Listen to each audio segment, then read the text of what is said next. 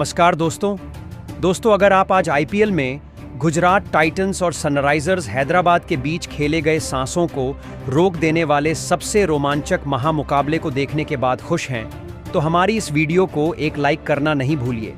आज की हमारी इस वीडियो का लाइक टारगेट सिर्फ 500 लाइक है, तो हमारी इस वीडियो को दिल से लाइक जरूर कीजिए। जी हाँ दोस्तों, आज गुजरात के बल्लेबाजों ने तूफान मचाकर स्कोर बोर्ड पर एक पहाड़ जैसा स्कोर खड़ा कर दिया, जहां पर शुभमन गिल के अर्धशतक, बटर और सुदर्शन के तूफान से पूरी हैदराबाद की गेंदबाजी चकनाचूर हो गई। इसके बाद हैदराबाद को लग रहा था गुजरात को उसके घर में वह पलटवार कर सकते हैं, मगर गुजरात की गेंदबाजों ने आज इतिहास रच दिया और पूरी हैदराबाद टीम धराशायी हो गई। मुकाबले में रोमांच की सारी हदें पार हो गई। तो ऐसे में आज हम आपको इस वीडियो में बताएंगे इस रोमांचक मैच का पूरा हाइलाइट्स। तो आप इस वीडियो को अंत तक जरूर देखिएगा। जी हाँ दोस्तों, बिल्कुल सही सुन रहे हैं। टाटा आईपीएल के अंतर्गत आज 91वां महामुकाबला आईपीएल इतिहास की दो खतरनाक टीमों के बीच खेला गया, जहां पर आज अहमदाबाद के नरेंद्र मोदी स्टेडियम में शुभमन गिल की कप्तानी वाली गुजरात टाइटंस के सामने पेट कम इसकी कप्तानी वाली सनराइजर्स हैदराबाद टीम मौजूद थी।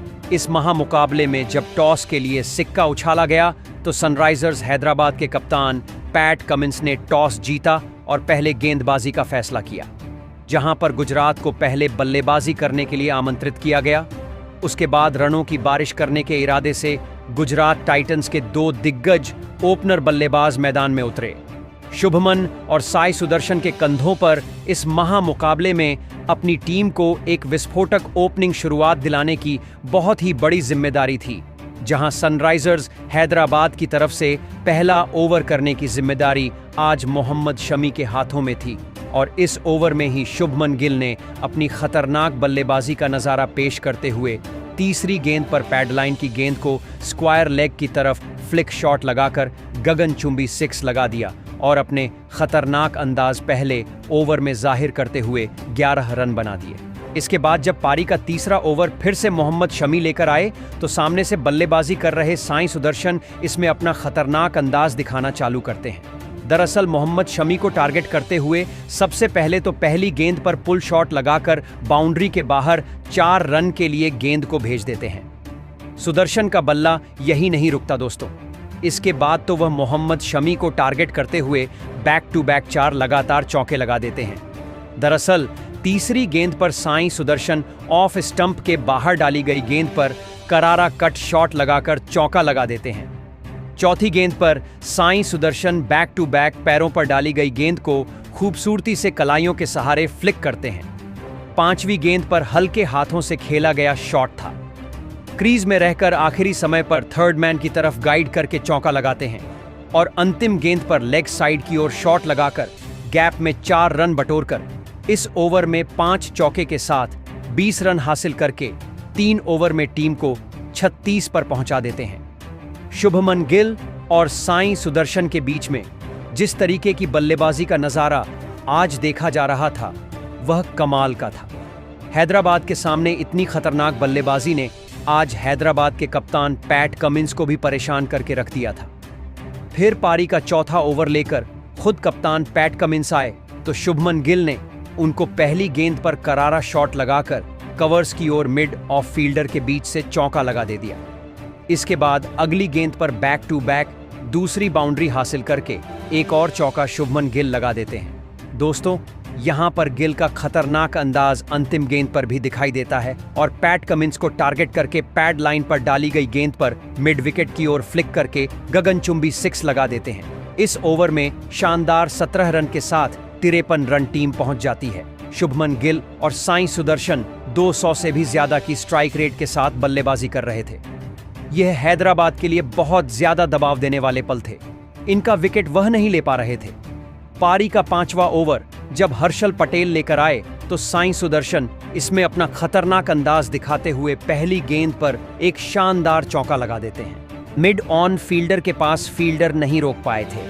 दोस्तों, साई सुदर्शन इसके बाद अपना जो बल्लेबाजी का नजारा पेश करते हैं ना, उसको देखने के बाद आज दुनिया हैरान थी, क्योंकि हर्षल पटेल को इसके बाद चौथी, पांचवी एवं छठवीं गेंद पर बैक टू बैक 3 चौके और लगाए जाते हैं और इस ओवर में 4 बाउंड्री के साथ साईं सुदर्शन ने बेहतरीन 18 रन बना लिए थे और 5 ओवर में टीम 71 रन बिना कोई विकेट गंवाए बना लेती है। साईं सुदर्शन अब अपने अर्धशतक की ओर बढ़ रहे थे।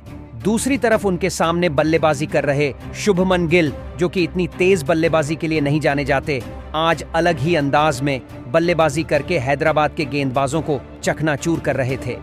पारी का जब 6वां ओवर जयदेव उनादकट लेकर आए तो शुभमन गिल उनको टारगेट करते हुए पहली गेंद पर मिड विकेट की तरफ आराम से गैप ढूंढकर सीमा रेखा से बाहर 4 रन हासिल कर लेते हैं।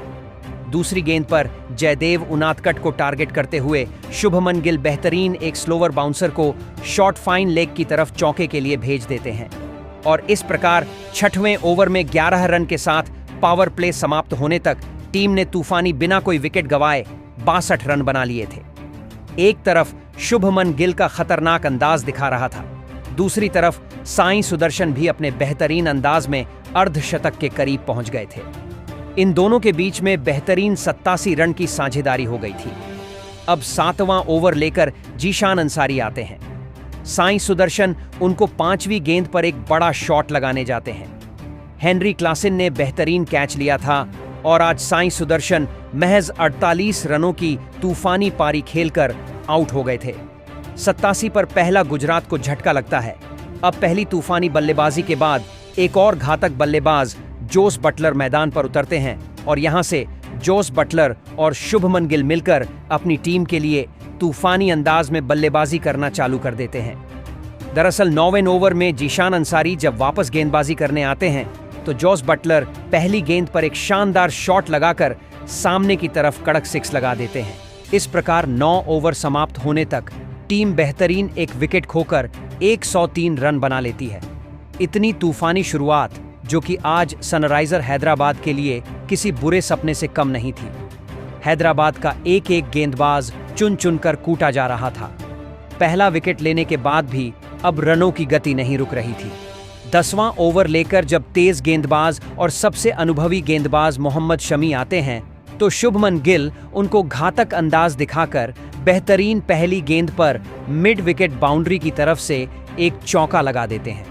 यही नहीं दोस्तों, इसके बाद फिर जोस बटलर अपनी तीसरी गेंद पर टारगेट करके मोहम्मद शमी को स्पेशल शॉट लगाकर गगनचुंबी 6 स्कूप शॉट के द्वारा लगाते हैं।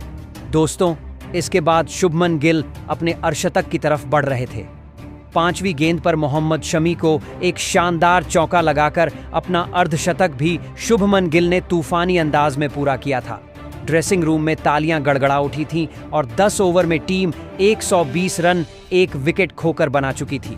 11वें ओवर में जब कमेंडो मेंडिस को गेंदबाजी थमाई गई, हैदराबाद की तरफ से लग रहा था मेंडिस कुछ खास कर पाएंगे, तो शुभमन गिल ने उनको टारगेट करके तीसरी गेंद पर एक शानदार गेंद की लाइन को पकड़ा और एक्स्ट्रा कवर्स की ओर शॉट लगाकर चौका लगा दिया। गिल ने अंतिम गेंद पर कमेंडो मेंडिस को टारगेट करते हुए गुड लेंथ पर पटकी गई गेंद को बैकफुट से मिड विकेट की ओर गैप में पुल शॉट के द्वारा भेज दिया और 11 ओवर में टीम को 132 पर पहुंचा दिया। अब शुभमन गिल और जोस बटलर के बीच में एक तूफानी साझेदारी पनपने लगी थी, जिसको तोड़ना अब हैदराबाद के लिए कड़ी चुनौती बन चुका था। 12वें ओवर में हर्षल पटेल को शुभमन गिल एक शानदार चौका लगा देते हैं। दोस्तों, शुभमन गिल और जोस बटलर के बीच में जो साझेदारी थी, इसको खतरनाक अंदाज में आगे बढ़ाते हुए जीशान अंसारी को 13वें ओवर में शुभमन गिल टारगेट करते हैं और एक और शानदार तीसरी गेंद पर चौका लगाकर अपने घातक अंदाज दिखा देते हैं। अब इन दोनों के बीच में बेहतरीन 62 रनों की साझेदारी हो गई थी और टीम 149 रन पर पहुंच गई थी।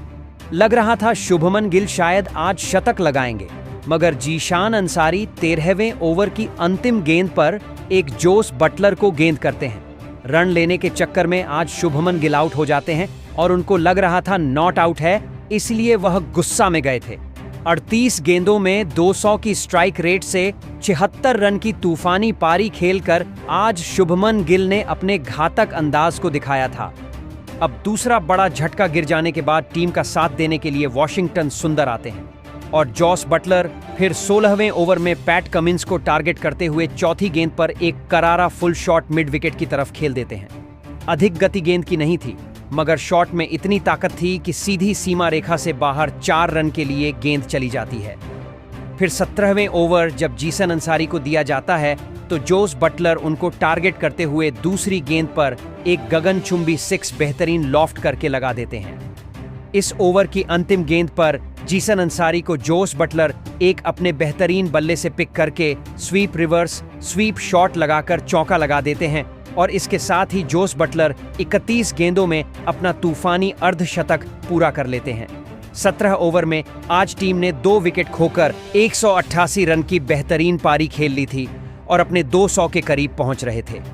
हैदराबाद की गेंदबाजी इस महामुकाबले में टोटल फ्लॉप साबित हुई थी।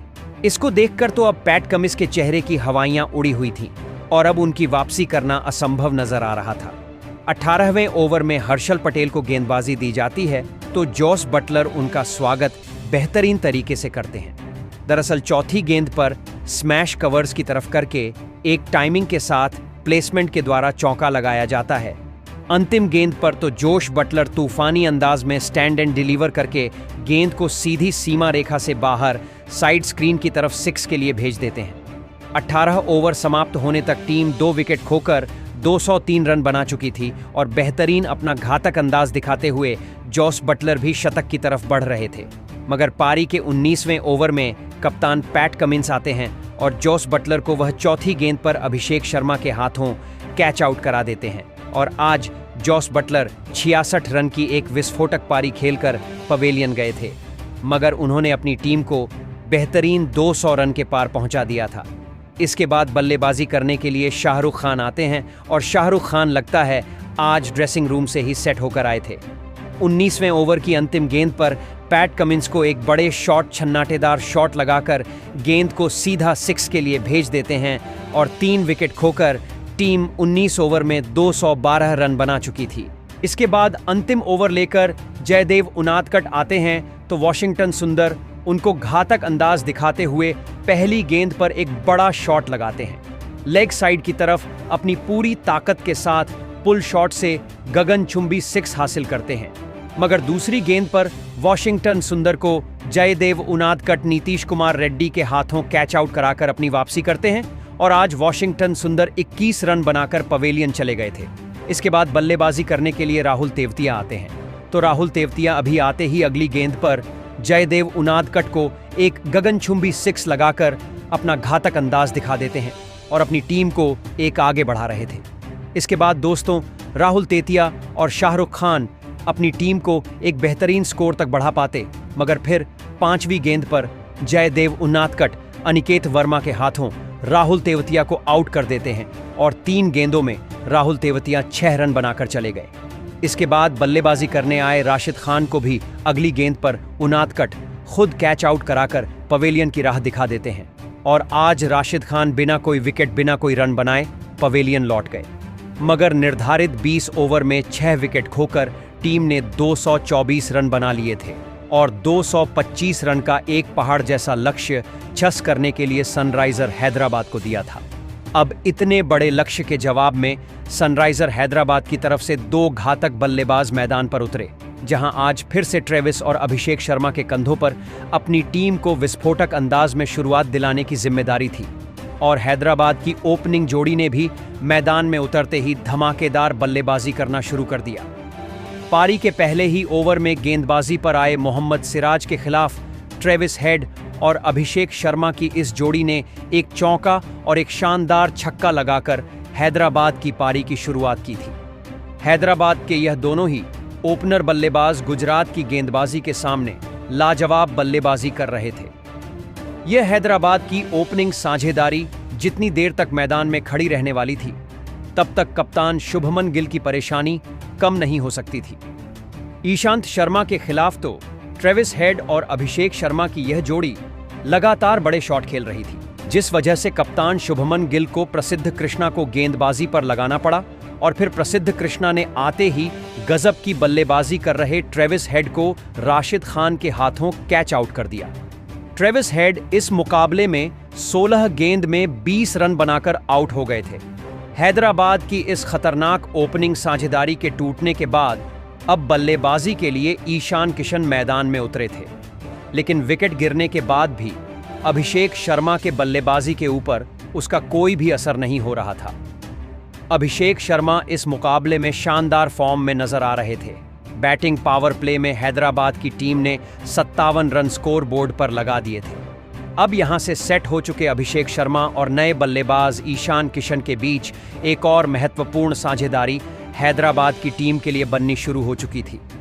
लेकिन ट्रेविस हेड के आउट हो जाने के बाद कहीं ना कहीं हैदराबाद की रन बनाने की गति पर गुजरात की गेंदबाजी ने रोक लगा दी थी, जिस वजह से रिक्वायर्ड रन रेट का दबाव हैदराबाद की बल्लेबाजी पर बढ़ने लगा था और इसी दबाव को ईशान किशन झेल नहीं पाए और पारी का 10वां ओवर डालने आए गैराल्ड कोटजे ने ईशान किशन को प्रसिद्ध कृष्णा के हाथों कैच आउट कर दिया।